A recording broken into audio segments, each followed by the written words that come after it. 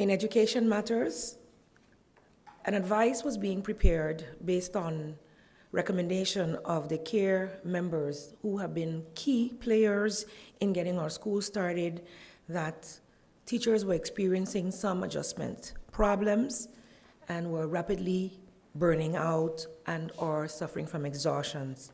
Some were also having severe reactions to stress due to not being able to handle some of their personal business, as most of these institutions that they would need to go to are open during school hours. As such, the advice was being prepared by the Department of Education to grant the week that had been revoked in the midterm break when we started the soft opening of school in October 2nd to 5th, to revoke or not to revoke, to give back those 5 days and as soon as possible to the teachers, management, and staff of our various schools. As we all know, they reported during their initial vacation week, and after assessing and looking at these reports, as well as hearing the reports from the weekly school board meetings, I have agreed that this was indeed something we needed to allow them to be able to catch themselves as well. As such, the proposal had initially asked for Monday and Tuesday past to be granted, and this was being done last week. And seeing that the time it would take to finalize that advice and communication, I did not think that that short notice would have been enough to prepare parents and the like for the intended extra 2 days not expected on the 13th and 14th of November. However, taking into consideration that it was still an urgent matter, and despite my initial plan to attach those 5 days towards the end of the school year and therefore lengthen the summer vacation, I took the decision to grant instead 2 days, still in the month of rolling over November to December, Thursday and Friday, November 30th and December 1st of 2017, to be able to grant them that much needed reprieve as soon as possible, especially to be able to take care of personal business and or rest, recover, and recharge. In signing off that decree, it was quickly brought to my attention that at least one school had a planned test week during that time, the Zwobe under the Milton Peters College. It will not be a problem as such. I have asked the schools to provide a proposal as to which preferred dates they would like to utilize, or they can opt, of course, to move the last 2 days of the test week to the Monday and Tuesday thereafter, which would, of course, grant the students an extra opportunity to be able to prepare for that test. However, whichever proposal the school and teachers agree upon, I will be willing to entertain that. However, for the other school boards, the proposed dates as per the ministerial decree will remain. So we are in discussion currently with Zwobe to be able to come to a decision that is in the best interest of all concerned. So that's the 2 days I mentioned before. As I stated, it was 5 in total. So the other 3 days I have then decided to attach to the Christmas break, where we had 3 days that students would go back to school on the 3rd, 4th, and 5th of January. Those have now been added to the Christmas vacation, and students will now be expected back at school on January 8th. Hoping that this information is clear to all and gives parents, guardians, and others opportunities to make the necessary arrangements. Remembering that we gave a call to our teachers, management, and staff to come out to execute a soft opening on October 2nd to 5th, even though school had been closed for 3.5 weeks already, and some might say they had a vacation. Many know that those days prior to the opening of school cannot be considered a vacation by any means. And we, as Ministry of Education, Culture, Youth, and Sports, and myself, having sat in the benches or stood in front of the benches for 16 years and assisted as a care coordinator for 3, managed a school, I understand the feelings, the sentiments of all concerned, and I am totally in agreement that the time is needed, and especially to commend them for sticking their necks out and getting school started when they did, despite their own personal issues. Also, I had mentioned before in October that due to the Hurricane Irma, some of the plans we had for teacher appreciation had been sort of put on a back burner to be able to start school and deal with the emergencies. However, in the meantime, the advice to show appreciation for our teachers has also been completed in the meantime. And so all teachers, management, and staff of schools will receive a gift voucher of 200 guilders to be able to do a shopping as a gift. And later in this month, they will also be receiving the gift of the Education on the Move T-shirt, which they have been clamoring for. We had only gifted the public schools with that. And so that, as ministry, we haven't been able to have a ceremony as such, but we would like to extend this gift of appreciation to our teachers. And I really must state here that seeing the current circumstances, that people would find it fitting to use any and every action as a stunt or a political move. That is low. Anybody who knows me know that every year while I have stood here, I have done my best to appreciate teachers, and we had promised this way before there was any talk of government falling or any of the such.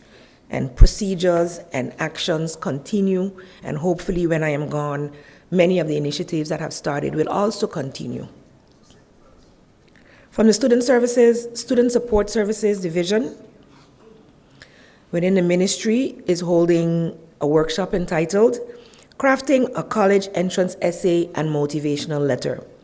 This will be held on Thursday, November 23rd, 2017 from 4 to 5 p.m.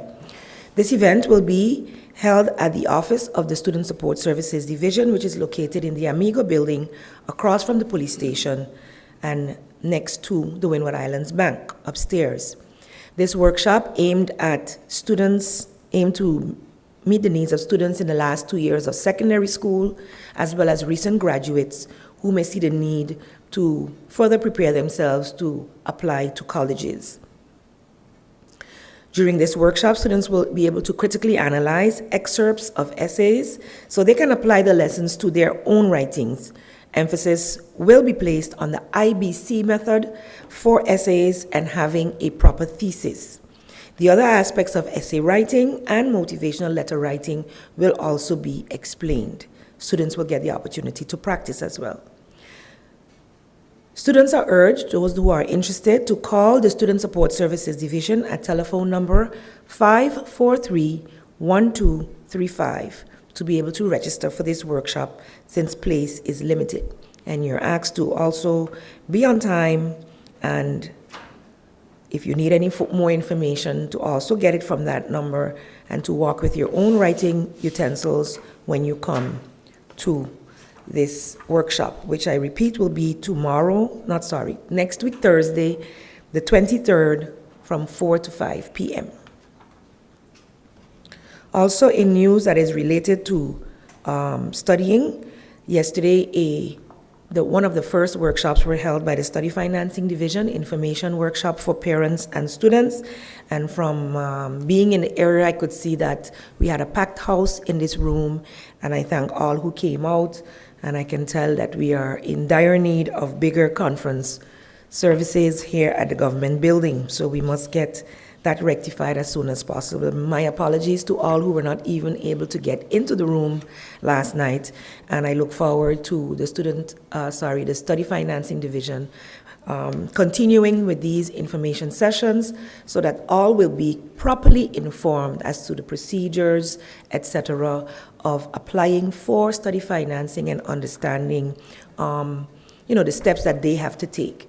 A quick reminder is that the responsibilities in this lies totally with the students, and especially if they're above 18. So as parents, it's good to be informed. It's good to know where your children are, what they have to do, but this is a great time to test their independence and their readiness to be able to step away from you and handle their business, as that is exactly what they're preparing to do. I encourage you to keep up, prepare to meet the deadlines as you apply for study financing and apply to the different colleges for tertiary education.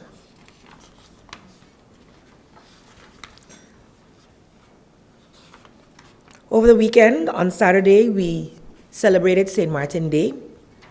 We have been, for the past week, since October 14th, been celebrating. I think I have probably stated that in every week's press briefing. Since here, we've been promoting it on social media, on radios, in the newspapers as well. And I would like to thank all those who has helped us to organize and promote these events. It was called the Road to St. Martin Day, and St. Martin Day happened. Of course, they say Bacchanal is left for Carnival, but apparently the current situation lent itself to even more Bacchanal on St. Martin Day. And I would like to clarify a bit what took place on Saturday for those who may have missed it, whether in previous press briefings or even on that day, because it was very clear that our intentions, First Vice President, Madam Valerie Damaso, who's responsible for culture and youth and tourism, and the Ministry of Education, Culture, Youth and Sports, that we've been collaborating even prior to Irma to be able to plan a well thought out and people-centered St. Martin Day, as well as all the activities leading up to that. Even though Irma posed a threat to us being able to carry out our original plans, we were able to quickly after Irma, after the emergency situation had been a bit behind us, to sit together with our teams and in fact join with the St. Martin Strong team, which included the Ministry of TIAT, the Ministry of Justice, the Ministry of, I believe, General Affairs, with DCOM also being involved in making sure that we could promote this island as being ready to start back the process, getting our feet back under us. And I think we've done, as an island, a great job of bouncing back. We also, under the theme of Building Back Better, have found ways to be collaborative. And while for many a year there has been empty talk about unity, I believe this was a great year for St. Martin to prove its oneness. Instead of having the usual long drawn-out speeches, Madam Damaso and I, in collaboration with our respective governments, agreed that to make it more something the people could identify with, and not necessarily a national Dutch-French celebration, we would promote the one island, one people, one destiny, building back our nation as our theme, St. Martin Strong. So we've had services on both sides. We've had games. No, the games weren't on both sides because their facilities were down. Cultural aspects were on both sides. And a program was set up and approved where only Madame Damaso and myself would be speakers. However, in the last week prior to the event, St. Martin Day, it became clear that those who felt it was a custom to have their speeches heard, whether they be political or not, would feel offended to not having been invited to speak. Firstly, we added Prime Minister Marlin and the President, Daniel Gibbs, to the program as leaders of our local governments. We saw no problem with that because it's our government, it's our leaders, and it is our cultural celebration. That wasn't an issue so much, and it was actually insisted upon by the protocol office of the French side. We didn't have a problem bending on that. Later, it became clear, but due to last year's snafu, due to the disputes that had been going on with the Oyster Bay, Oyster Pond, and the demarcation, and we all know the saga as that had played out, that the Préfet felt that she may not have been invited to speak because something was technically or quote-unquote still wrong where that is concerned. And so to dispel any feeling that there was any ill will intended, we accepted that, okay, maybe change, maybe we're not quite ready for that type of change on St. Martin. And maybe the communication of such to all involved was not clear enough from the beginning and the onset, and such that expectation was there.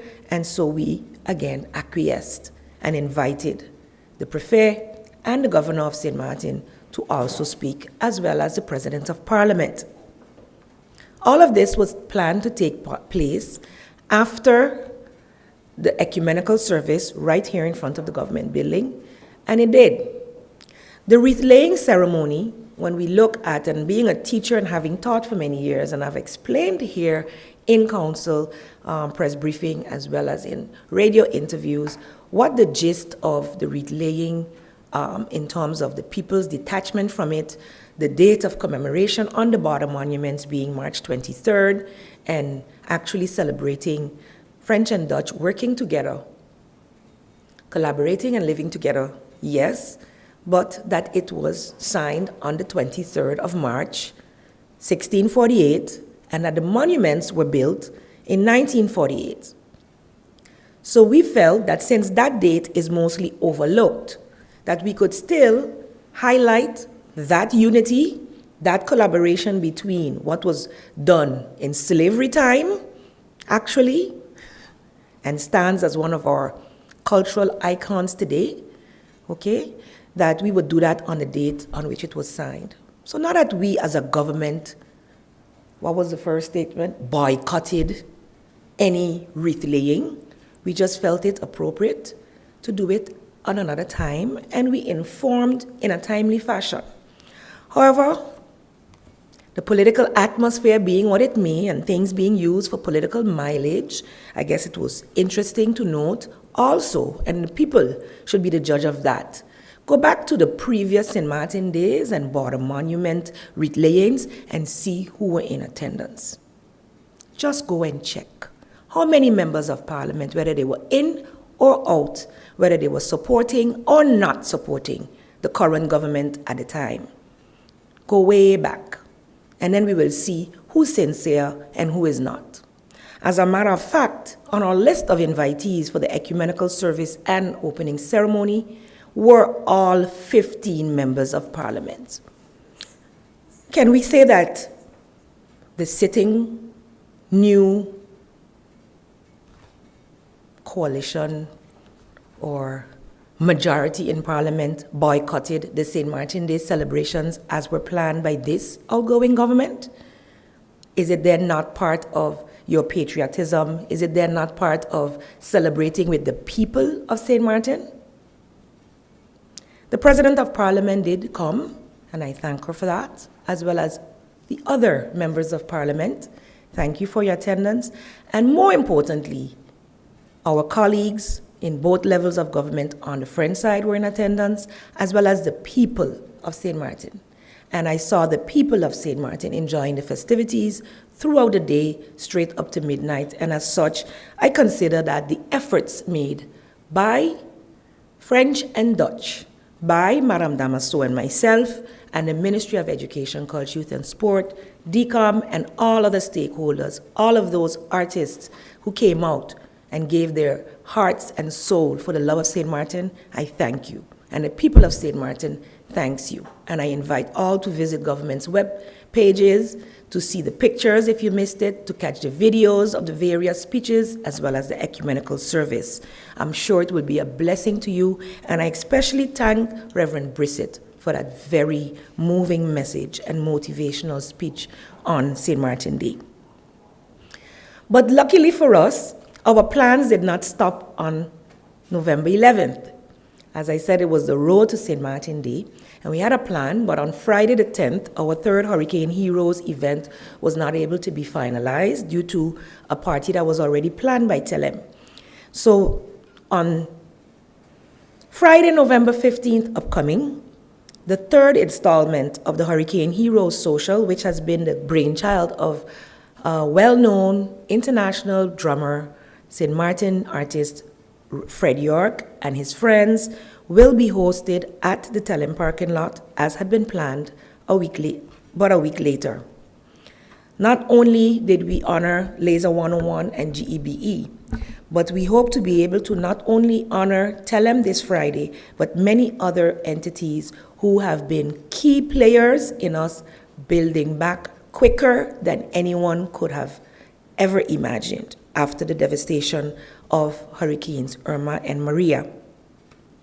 So I look forward to seeing the general public come out this Friday from 7 to 10 as we continue to celebrate our St. Martinness, our being one people, the music and the artistry on November 15th. Also, we started a tree planting within the schools, and this will continue in collaboration with our agriculture specialist within the Division of Education Innovations, Mr. Jocelyn Richardson, and the EPIC Foundation to replant medicinal and cultural trees and plants and bushes in the different districts. Look out for when we get to your district, because it would be then a great opportunity for us to put all hands together in the way we used to as a jollification event to clean up or further clean up our districts and beautify them as we prepare for the coming Christmas season. I look forward to many more collaborations in this respect, and these tree plantings also are continuing in the north on the French side. Thank you again, Madame Damaso, for the collaboration, and we hope to be able to bring this vibe and feeling, or keep this vibe and feeling within our St. Martin Day and St. Martin Month celebrations in the month of November for years and years to come. In news from UNESCO, the MAC CSE, which is a high school, in October 2017 submitted its application to be a member of the UNESCO Associated School Project Network. It is with great pleasure that I am able to announce that the Methodist Agogic Center Comprehensive Secondary Education has been accepted as a UNESCO Associated School in the project network. The northern side of the island already had a UNESCO Associated School, which is the Aline Hansen Elementary School in Sandy Ground. The UNESCO Associated Schools Project, ASP.NET, is a network of schools throughout the world committed to the ideals of UNESCO by conducting pilot projects in favor of better preparing children and strengthening the role of education in promoting a culture of peace and tolerance, something that we definitely need to continue to promote right here in St. Martin. UNESCO Associated Schools conduct pilot projects, they undertake innovative approaches and test educational materials, making significant contributions to improving the quality of education, learning, and content. In the past, we've had some events. I think if you can remember, we did a little run between Mac Elementary School and the Aline Hansen School to commemorate that same event, where they ran from the border in Lowlands all the way to the border in Cold Bay, I believe, in legs, different legs that the different classes ran. So different collaborative events to promote peace, and that one was done to promote peace between the Dutch and French side of St. Martin. So all of those things we applaud. In other news from the Division of Exams, I would like to congratulate the top regional CSEC candidates for 2017. As you know, the English-speaking schools do the CSEC exams, and their results come out around this time. So the results came out, I think, late August, and then of course they go through them and they rank them. And the top candidates on St. Martin who were ranked within the Caribbean are Atul Peripadan for Information Technology, so that is IT, General from the St. Dominic High School, Miss Jacinthe Hunkins in Music for the St. Martin Academy, Mr. Kevin Lambert, also in Music from the St. Dominic High School, and Jerome Hunkins, also for Music at the St. Martin Academy. So the two Hunkins sisters not only ranked top for St. Martin, but top within the Caribbean in music. So it's great to see that we've added this. Last year, it was young Jabari York, and this year we have actually 3 who have ranked top in music within the Caribbean. So we can expect even more from our not only artists, but academicians, because they're all in the academic levels of school. Congratulations to you all, and I take this time also to thank all of the civil servants and others who volunteered, who assisted in making our St. Martin Day celebrations what I would consider a great success for the people of St. Martin, where true unity was shown. Thank you, and I welcome any more questions when the press brief or the presentation of the next minister is over. Members of the media, televiewers, listeners, colleagues, pleasant good morning to you all. I'd like to start this morning by trying to clarify a situation that was in the media yesterday about a minor that was arrested and supposedly held in a cell along with adults or in an adult institution. And that situation is not factual as it was released. Indeed, there was a minor that was detained for investigation of an alleged crime committed. And that minor was held in a cell alone. It should be noted that in order for someone to be arrested and held for a period of time and where they would be held, that it is not the prosecutor who decides that. It is the judge of instruction who would decide if that situation should be done and how long the person can be held. In this case, the minor was held alone, not along with any adults. And the same day that the report appeared, there was the minor had to once again appeared before the judge of instruction. The judge of instruction released or suspended the detention of the minor under certain conditions. And for instance, one of those conditions was that the minor would have to attend school while they're out. The detention was not considered or declared unlawful by the judge of instruction. I would also further like to clarify, we have a detention center, the Miss Lally Center, which is specifically for minors. The center has been severely damaged by the hurricane, and we are in the process of fixing up the center so that it can once more be used for that purpose. We cannot have folks detained in a place that is not suitable to do so. So that situation is being worked on and would be resolved. So the release or the suspension of the detention of the minor had nothing to do with the fact that the minor was held with adults or that the detention was unlawful. I do not know if the Miss Lally Center was available, if the judge would have suspended, or the judge of instruction would have suspended the detention. That is not clear. In the past, since after the hurricane, there were a number of minors that were detained and their detention were suspended, and that was because no facility was available to hold them in properly for the period of time. If you have a couple of days that you're going to be in a cell and in a cell alone and deemed okay by the judge of instruction, and that is no problem. If you have to be there for a longer period, then you should be in a center that is according to law. So I think that it was necessary to clarify that situation. Also, in the last press briefing, I mentioned that the situation at the Point Blanche prison, the post-hurricane actions that have been taking place over there, after having moved out a number of the inmates, all assessments and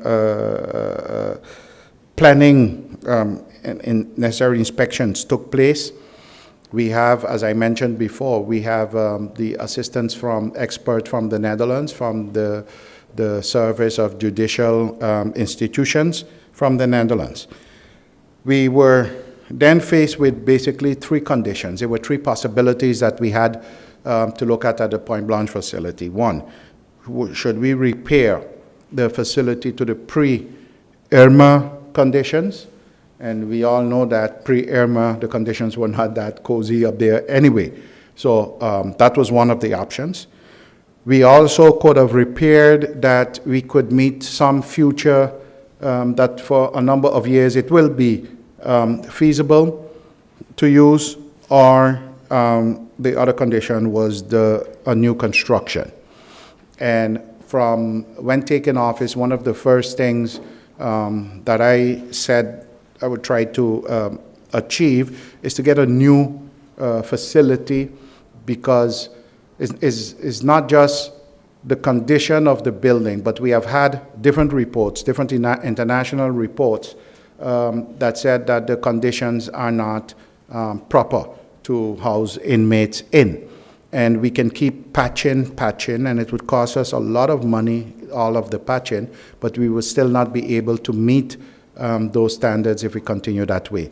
The experts on the ground, and this is not official yet, but we seem to be on the same line as far as that is concerned, that the option that we should go with would be that of a new construction. So once we have formalized that this is the direction that we would go, I hope by next week we should have that formalized, then we would see how we would proceed from there. And any plans for new construction could take at least 2 years to do. So in the meantime, we would also have to look at alternative facilities, etc. There's a lot of planning that would go into it. But as it stands now, it looks like we are all on the same track, that we should move ahead with looking at new construction for the Point Blanche facility. And I'm very, very happy with that. Also, I would like to mention that the Joint Regulation on Border Control, which was one of the conditions that was set by The Hague, the Dutch government, that was handled, the final draft was handled last week by the Council of Ministers, and I was authorized to sign that document on behalf of St. Martin. The document was signed and was sent on to the Dutch government. So we are now awaiting the signatures of the different ministries that are concerned. In the Netherlands, while on St. Martin it pertains one ministry, in the Netherlands you have the Ministry of Justice and Security that is involved, the Ministry of Finance, the Ministry of BZK, the Internal and Kingdom Affairs, and the Defense Ministry. So the state secretaries from all of those ministries still have to sign the document, and once that is done, then we are ready. I'd like to give a couple of highlights of what is in that document, because there has been in the roundup to all of this a lot of confusion about the conditions. Okay, now that I think the smoke has cleared as to where we're going with the conditions and what we're going to do, it is only right for the public to have an idea what this whole thing about border control entails, what we are going to do. First of all, the border control, as was said in the beginning by The Hague, is tied to extra input of the marechaussee and support of the border, and especially for person and control of persons and goods, and especially during the period of the reconstruction. This is based and motivated on the fact that in areas, different other parts of the world where disasters have taken place, that it seems to attract persons and goods that are not necessarily welcome to the community. And with the extra input, and I keep emphasizing extra input, this would be combated. The document clearly states that the Minister of Justice of St. Martin remains responsible for the policy and the execution of the border control on St. Martin. So it has nothing, this document, the document that I signed, has nothing to do with any kind of a takeover or what have you not. St. Martin remains responsible for the border control, the policy and the execution of the border control on St. Martin. And that is Article 2 of that document. naturally, it was also said that we already, it is not new. Maréchaussées are not coming to St. Martin now for the first time. I mentioned we already have a protocol in which we are getting assistance from the Maréchaussée. So the Maréchaussée is already assisting St. Martin on the borders. And in this case, we are getting extra assistance for a specific period geared specifically towards a set of tasks. How is that going to be worked out? The responsible authority, so the responsible department on St. Martin, it would be those responsible for immigration and border control, which is the KPSM, as it is now, an immigration department. The customs of St. Martin, along with the Maréchaussée and the customs of the Netherlands, they would get together and prepare a plan of approach with exactly how they are going to move forward in executing the task. And this plan of approach should be jointly by them established by the 1st of January 2018. The plan would include the operational organizational structure and how the task, etc., would be executed, and the involvement of the Maréchaussée and the customs would be secured or assured. The tasks that are being looked at that would be tackled would be the combating of illegal migration at the borders, drugs and weapon controls at the borders, combating migration criminality as far as the border control is concerned, the drugs criminality in relation to the border control, and illegal streams of money. Those are the tasks that will be concentrated on in the execution of this agreement.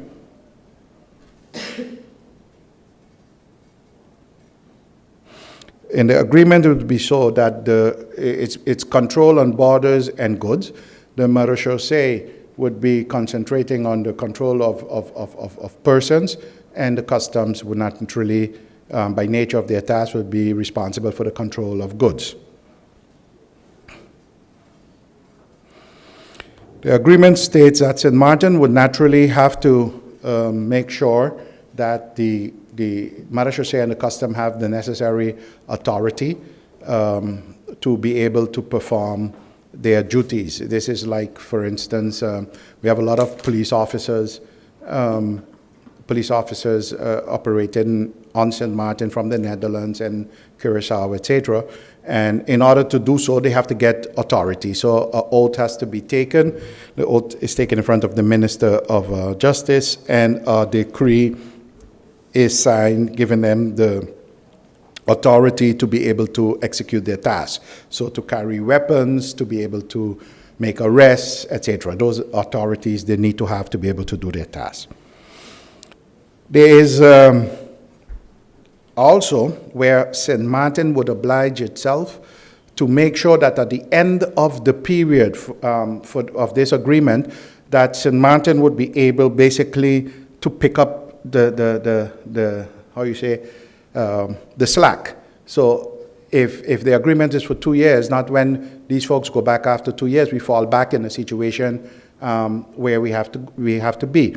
This was one of the things, for instance, that was not clear in the agreement, because St. Martin is in a situation where we are just starting to recover from a hurricane.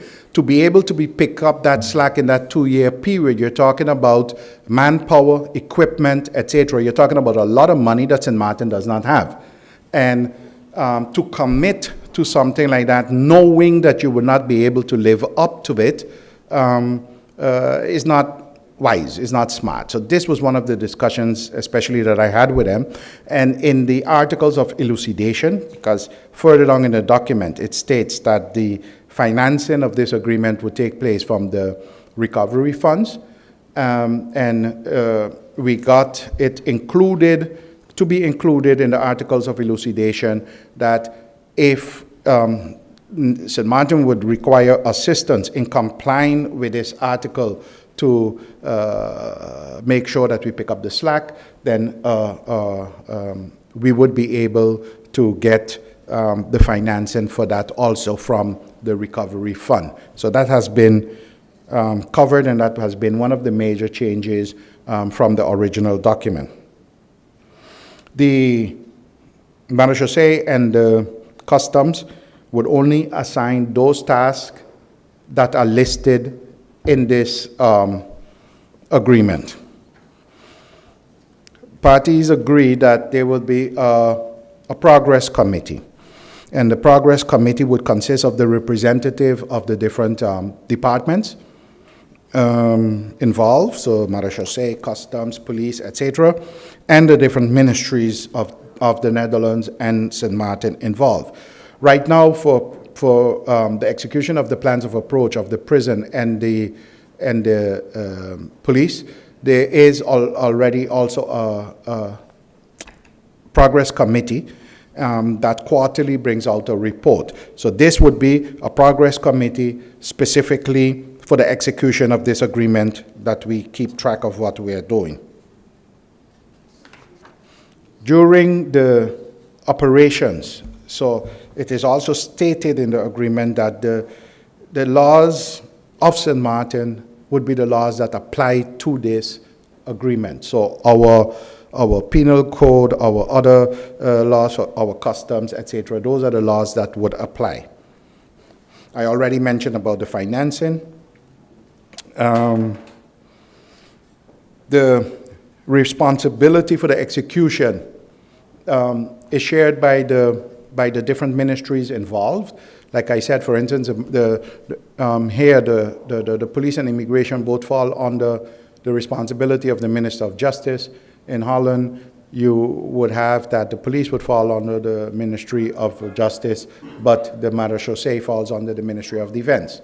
So you have different ministries that are involved in the execution, and all of those ministries would be co-signatories and responsible for their part of the execution of this protocol, or agreement, rather.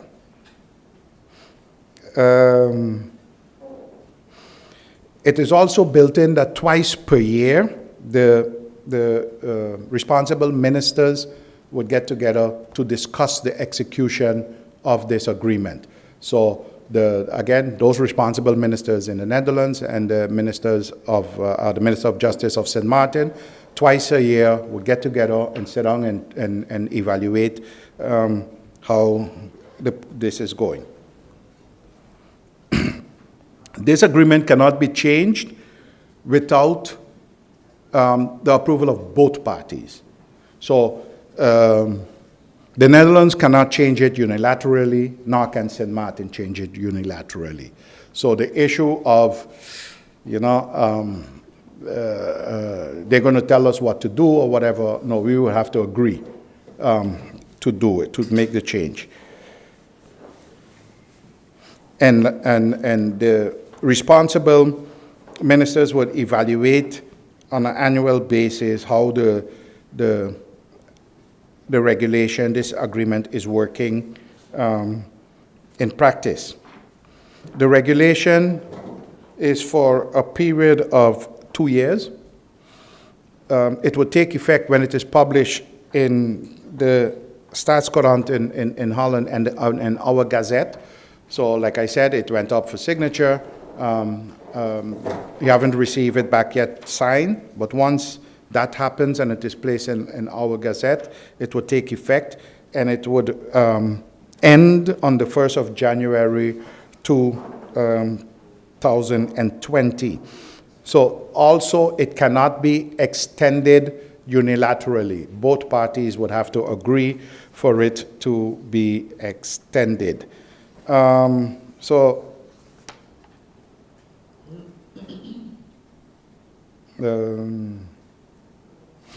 that is the gist of what this regulation is all about. Very important would be the plan of approach that will be prepared by the different departments, and I have full confidence in those departments on St. Martin that they would be able to sit at the table with their counterparts of the Netherlands and make up a good plan of approach, and that we can have this executed without any further ado. That is as far as I would go. I would end by extending a word of congratulations to my colleague, Minister Jacobs, for a well-organized St. Martin's Day event. I saw a lot of folks in red, white, and blue, and cars with St. Martin flags, and it was a heartening feeling knowing that we recently went through such a vicious experience of the hurricane, that the people grabbed the occasion and really had a day that they could celebrate. And what better celebration to have than one that is celebrating our country, our flag, our day. Thank you. My question this morning is directed at the Minister of Justice, Raphael Bosman. Minister, prior to the passing of Hurricane Irma, renovation work was being carried out at the Point Blanche prison. You're now saying that to do repairs, it will cost a lot more than instead of you wanting to build a new prison. How much money was allocated for the renovation work, and looking at the damage caused by Hurricane Irma as well? Yeah, that is so true. We started and have basically almost completed. That was the entrance that we were renovating. Part of that also got damaged again with the hurricane. I don't have the exact figure. I think it's around 300,000 guilders. I think that was on the budget for that repair. That specific repair was the entrance, and we were going to follow up with other repairs. What happened is, as I mentioned, we have the experts on the ground that we look at the whole situation and moving forward and all of the requirements that we would need to bring it back to pre-hurricane. Yes, it would be, let's call it livable, but it still would need a lot to be done on it to have it ideal or close to ideal. And the question would be, is that a wise investment? And the last advice that we got was from the structural engineer, a structural engineer who know about prisons, etc., who also came in the context of the emergency aid. We requested someone to look at it for us. And basically the conclusion was the same as we felt. So we had a situation here where, with the way the political climate is, if we maybe had said it that is the case, you know, we can't always be trusted. But we have a situation where the colleagues on the ground from the Netherlands and the colleagues on St. Martin basically are on the same line, on the same opinion where that is concerned. So the wisest thing to do would be to move forward now and making the necessary plans to have that new facility built, that down the road we don't have to worry with all of these situations. Alita Singh of the Daily Herald. Thank you, Rodney. Good morning, both Minister Jacobs and Minister Bosman. My question is for Minister Bosman. It has to do with border control, and it has two aspects to it. The first is, of course, we had Hurricane Irma, which interrupted your ability to renew and issue permits. How is that process now? Because there have been quite some people waiting on their residency permits, and of course, with tighter border control, that will come into place. And border control also has to do with visa and visa requirements. Are there any plans to, for instance, implement more visa requirements during the reconstruction period? Sorry, no. The only reason for the interruption was that the offices were damaged and were closed for a specific period. I mentioned before we did not change any regulation, but we will strictly adhere to the existing regulation. What we need to look at, for instance, there could be, we have to separate the different requests that come in for a permit. You could have, let's separate them between first time and a renewal. And let us just look at first time requests. A first time request, the person is supposed to be off island. So they are not on the island. They are waiting on an approval, a landing permit for them to be able to go and request a visa to be able to come to St. Martin to work. Let's just say that a request came in pre-hurricane for 5 roommates for the housekeeping department from one of the hotels that was totally destroyed. It was approved by the Labor Department, let's say. It is now, so the employment permit was given. It is now by the Immigration Department to give the residence permit. Should the Immigration Department give the residence permit knowing, one, that that person is not on the island, definitely should not have been on the island, all right? Knowing that the employer who requested that the situation has changed, that the employer no longer need those 5 people because the other 25, for instance, that were already working were all laid off, or their hours were reduced. So would we then go and issue those permits to have those folks come in to create a bad situation for them and for us? The answer is no. So again, we would not immediately changed any procedure, but those permits that were not granted as yet, that were not signed off as yet, and especially the first-time requests that come in, they would be scrutinized to see if the situation warrants that they come in. The same would be, and that's where we hope to be working together with the Labor Department, because the Immigration Department doesn't know who were dismissed. So you need to work with the Ministry of VSA to get that information. So if people are no longer employed and a request is pending from the employer, then it is also up to the employer to withdraw those requests. But in doing so, we have to treat the people properly. It is not so. It is not a situation that employers should use to get rid of people without paying them what is duly theirs, etc. So the Immigration Department would not lend itself for that purpose. So we are not just going to go and start picking up people, throwing them off the island, while the employers still owe them thousands of dollars. So their matters would have to be settled in a proper way. And I know the Ministry of VSI was looking into a voluntary repatriation program, and that is being discussed. So no new regulation, but a tighter scrutiny of how we move forward. The visa is not ours. The visa is issued by the embassies, the kingdom. May I just clarify on the visa part? Yes, I'm ma'am. asking if you're considering any new visas, considering our reconstruction period. We have visas already in place. Are you considering new visas for any countries that are now Adding countries yes, to the list? No, that has not been discussed.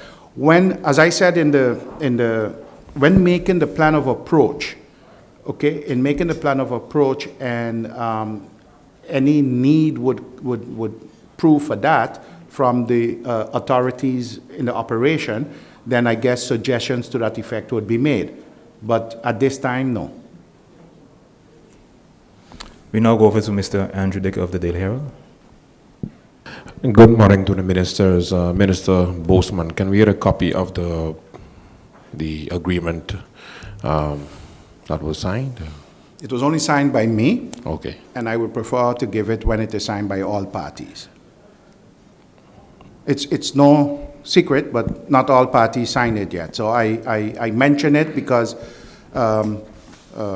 part of the policy of this government is to provide information to the public as we can.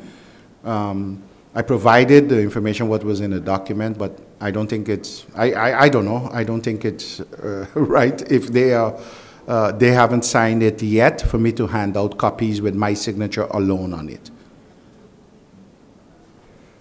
Was that your question? Just to clarify, so everything that you mentioned is in the document. There's nothing else in the document, because I'm just trying to get a whole picture of the document I itself. always give a whole picture, but if you want me to go article for article, you can do that too. Yeah, We don't have no time for that now. So We'll do that next next press briefing, I'm sure maybe by then it is signed, and then I'll be more than glad to give you a copy and you can read it for yourself. I'll even translate it for you, if necessary. Okay, thank you. We now go for the question from Mr. Lyndon Brown. Okay, Minister of Education, Sylvia Jacob. In accordance with the USM, is there any hope? I understand that UVI is in process of taking over the USM. Do you aware of this? Good afternoon, good morning. Thank you for the question. Actually, I have been awaiting. Good morning. Actually, I have been awaiting already for a week and a half feedback from the USM in terms of the discussions with UVI moving forward.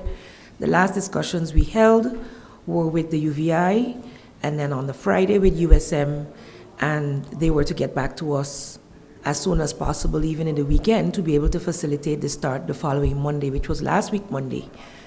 We've had some reports here and there from students and staff about an extension, especially from staff, until November, when they had previously been told October 31st. They were given another month. The students were told that they could register at UVI. However, we as Ministry of Education, Culture, Youth and Sports have not received any official correspondence from the USM.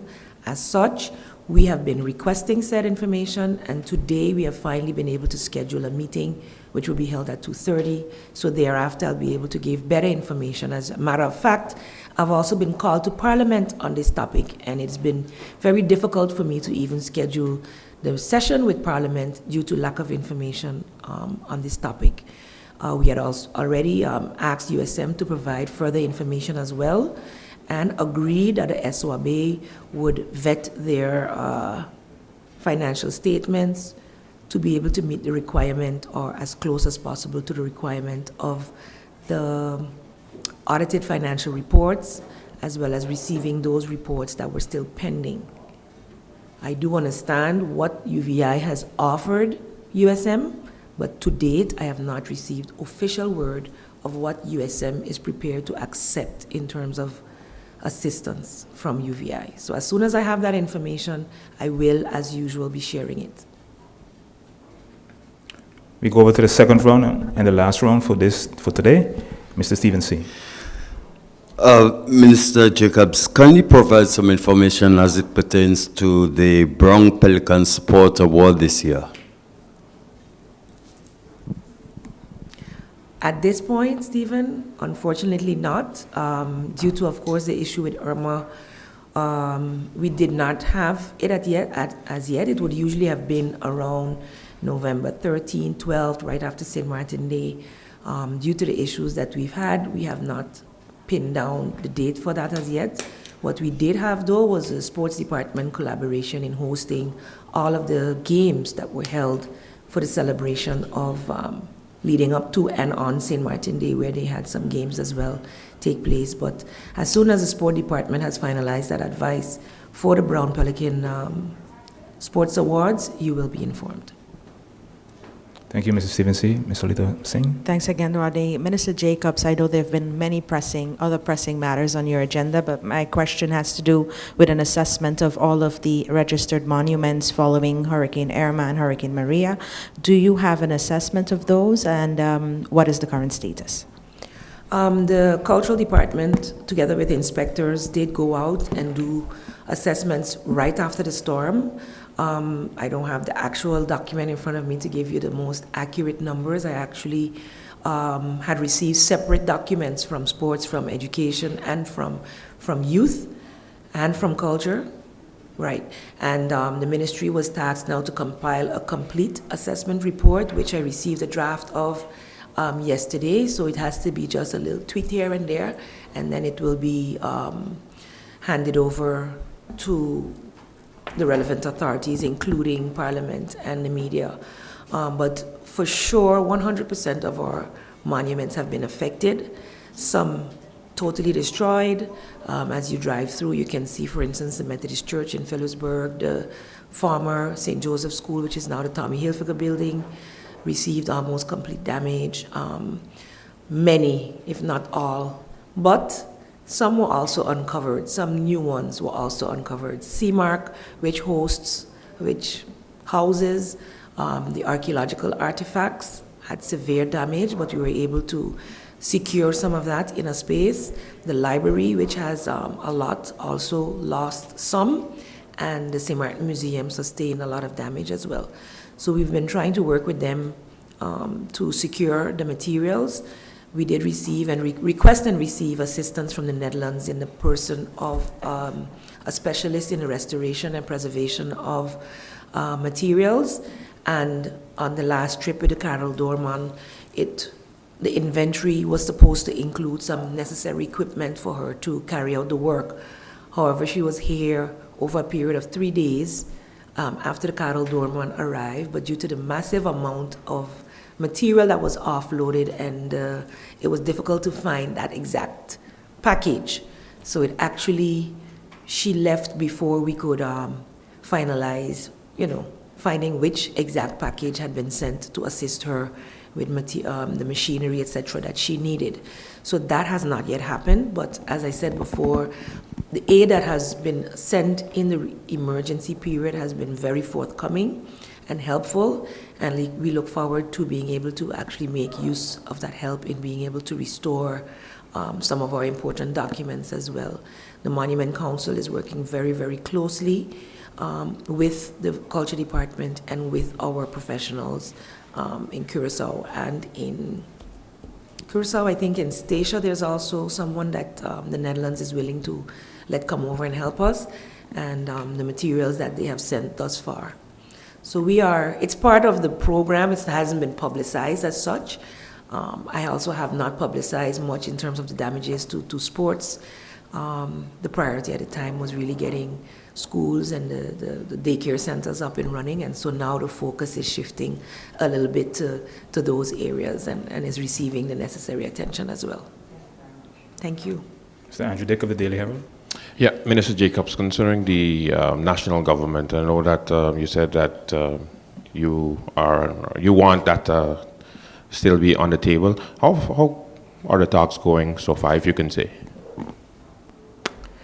Well, to be honest, after having made that call, one meeting was held, then there was a lull, and several attempts since then were made to host meetings. I believe the MP Arian also had a call in Parliament for it, which I think would have been a great opportunity for parties to show their hand and their intention. However, that also proved to be a futile attempt. I can't say truly that I've given up on the idea, because I still believe that's the best thing for St. Martin.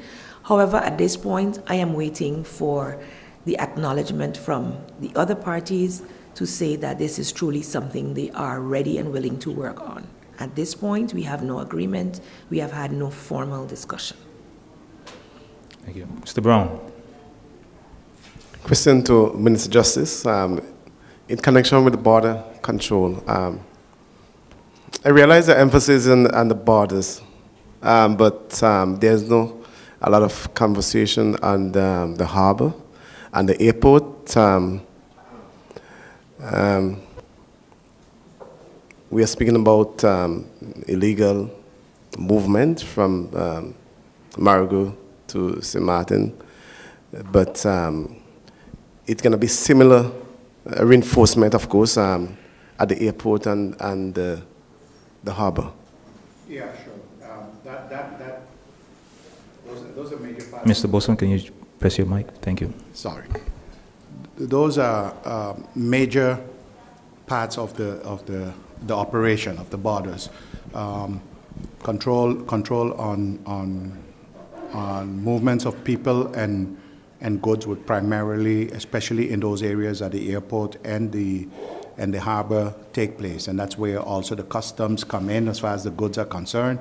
So the harbor, the container, we import a lot of stuff. Nearly everything we import on St. Martin, and the most of it comes through the harbor. So yes, the harbor and the airport play a vital role in this whole operation, in the border control operation.